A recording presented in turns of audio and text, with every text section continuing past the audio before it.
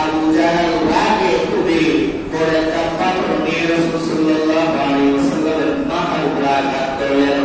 আঘাত করার পর রাসূল সাল্লাল্লাহু আলাইহি ওয়াসাল্লামের মাথা ফেটে গেল। আল্লাহ রাসূল সাল্লাল্লাহু আলাইহি ওয়াসাল্লামের মাথা দিয়ে মাথা ফেটে রক্ত বের হচ্ছে। আল্লাহ রাসূল সাল্লাল্লাহু আলাইহি ওয়াসাল্লাম পারবত একা একা কোনো মানুষ নাই।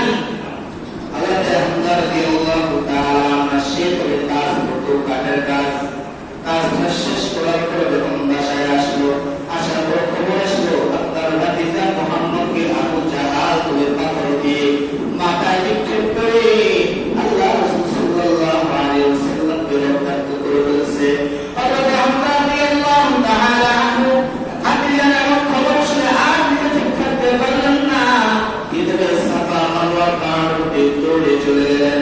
যাওয়ার পর দেখতেছেন নবী মুহাম্মদ রাসূলুল্লাহ সাল্লাল্লাহু আলাইহি ওয়াসাল্লাম জমিনের মধ্যে শুয়ে আছেন। তখন আল্লাহ রাসূল সাল্লাল্লাহু আলাইহি ওয়াসাল্লামকে দেখে চাচা হামজা রাদিয়াল্লাহু তাআলা আনহুকে অনেক মায়া হলো, তার ঠিক থাকতে পারলেন না।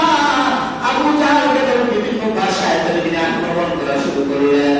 একবার মেয়ে বলতেছেন, হে আবু জাহাল, তোকে আমি সাক্ষী রেখে বলতেছি, আল্লাহকে সাক্ষী রেখে বলতেছি, আমার ভাতিজা যে ধর্মের মধ্যে আছে আমি হামজা সেই ধর্ম গ্রহণ